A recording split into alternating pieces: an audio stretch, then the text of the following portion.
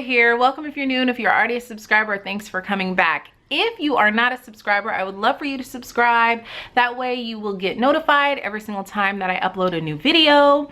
I post all types of videos, all about being a working mommy, and of course my passion, which is budgeting and saving money, helping you increase your income, all of the above. In this video, I'm going to be answering those questions that you asked me last week. I had so much fun reading them, and I'm looking forward to answering them. So let me scroll down to the bottom. The first question comes from Plan Freedom Find Happy. They ask, do you think that medical bills should be paid using money from your emergency fund? Or no matter the size of the bill, just immediately set up a payment plan with them, but still try to pay them off as quickly as you can? Thank you for the question. So I consider medical bills, I have a sinking fund for medical bills because you never know what comes up.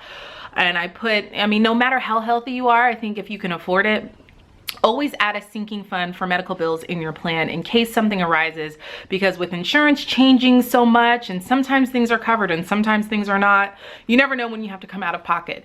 But if you do not have a sinking fund set up and you have a medical bill arise, I would suggest that if they're offering a payment plan that is interest free, which means it's no charge to you at all, then I would suggest going ahead and being on that payment plan as long as it is no charge to you. But if it's a charge to you, I would consider just throwing chunks of money at it. Just treat it just like it's a credit card if it's being charged, if you're being charged interest on your medical bill. Throw chunks of money at it, include it in your plan to become debt free, and just throw as much extra cash you can towards it when you can, and just pay it off. And then in the future, just set up a sinking fund when you can. Next question. How much did you guys pay off? What was in your baby step 2 when you were on it? How long did baby step 2 take for you since you had sinking funds at the same time? So my husband and I were in $60,000 worth of debt after we sat down and calculated everything. It consisted of car notes, student loans, and credit cards. The main 3 things that keep the middle class in the middle class. And so it took us 3 years altogether to pay off all of our debt and fully fund our sinking fund. If you're interested in how we did this, I have a very, very detailed video explaining this. You can click this box here, and I'll also insert a card. It's a long video, but really take your time and watch it. I explained this is exactly what I did to pay off our debt. I created a fake family in that video to show you exactly what we did. So make sure you check that video out if you're interested. And that question was from Tracy Parker. Next question from Adriana Fuentes. She said, congrats, thank you for the advice on budgeting. You've truly helped a budgeting struggler here. Well, you're welcome. That's what I'm here for. Which comes to my question. I have a spreadsheet of monthly expenses and I struggle every month not to overspend on eating out. I don't like cooking. I have a slow cooker. It's easier to buy pre-made, etc. How do I quote unquote punish myself or keep myself on a budget from not overspending? Any advice, suggestions, please? Thank you. Well, Adriana, you're not the only one, girl. I have struggled with this before as well. And what it all boils down to is your spending habits. Okay, if you know you are going to overspend in what you allocate as eating out food, then you need to increase your budget for eating out and decrease your budget someplace else that will make up for that difference. Because at the end of the day, you know you cannot, if you're just not into cooking or you can't cook or you don't want to cook, and it's okay, if you want to eat out all the time, it's okay.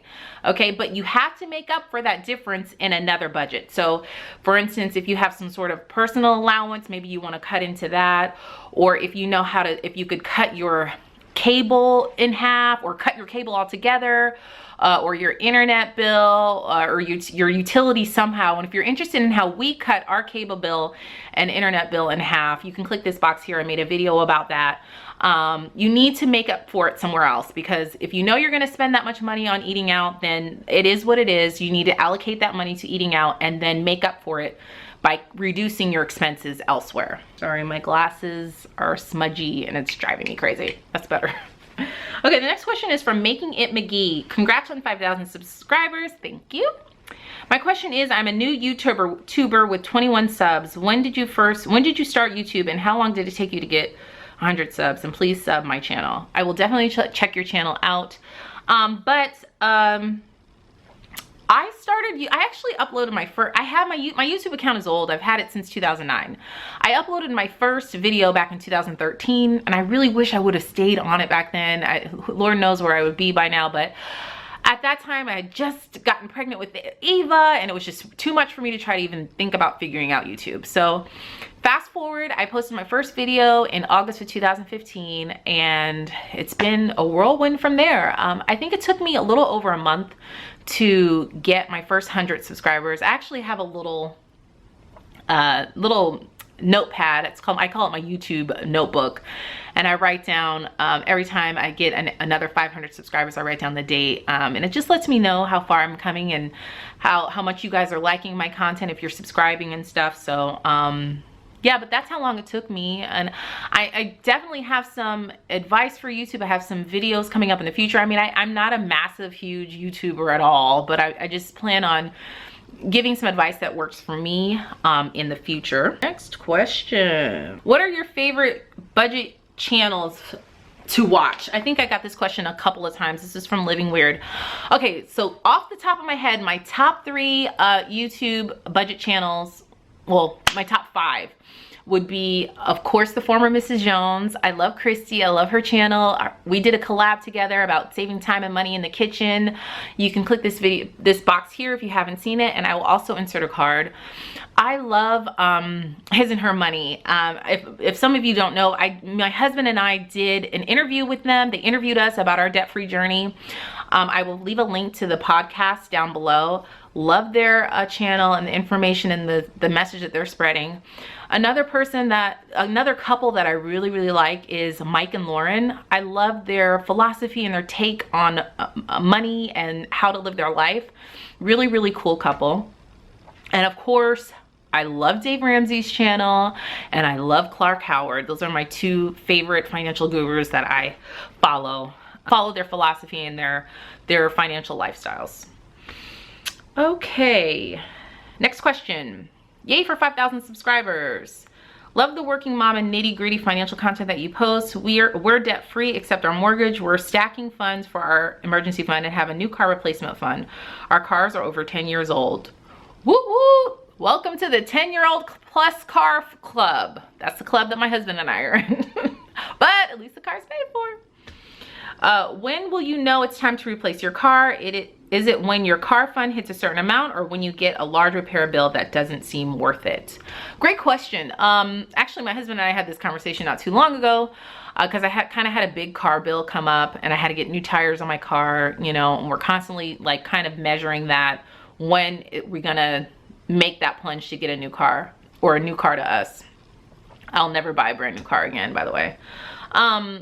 I think it depends on, of course, your situation. For us, we have a new car fund as well, a sinking fund for a new car.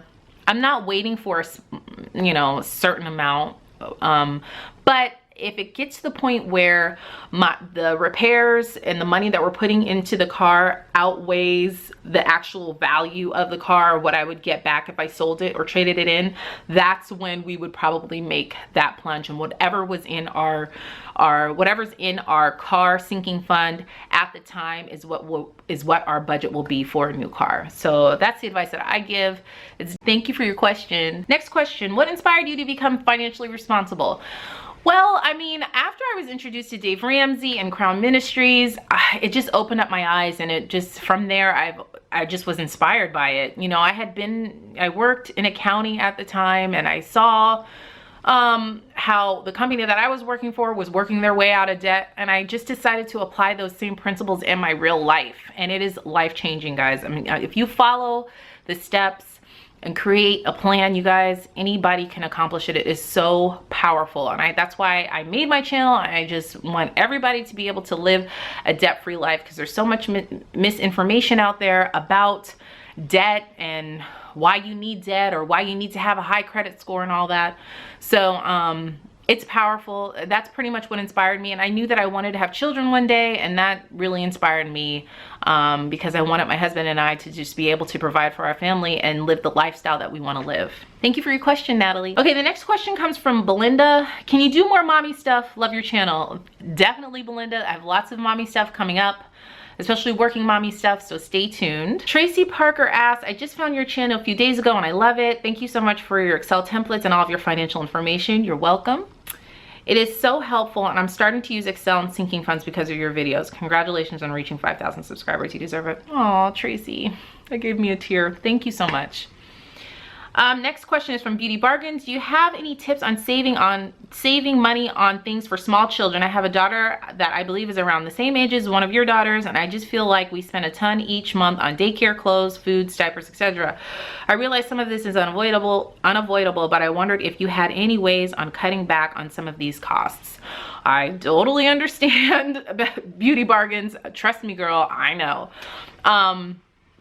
But what I do to try, I have sinking funds for my children for activities that I started even before I got pregnant with my first daughter. I started a sinking fund for their activities. So now, like, my oldest daughter is doing ballet and gymnastics and stuff, and all that money comes out of there.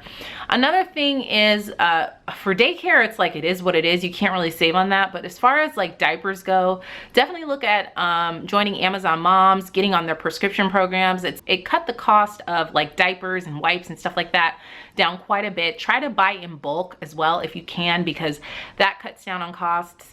The Target app has the Cartwheel. Target app has lots of coupons for Target on there for babies, their clothes, their diapers.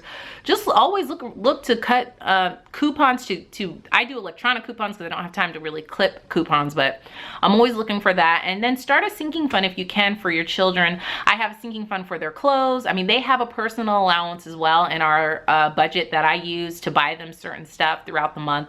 It could be clothes, it could be a toy, it's just something small for them. So I highly recommend including that in your budget if you can, and just look for sales and coupons. That's pretty much all we can do.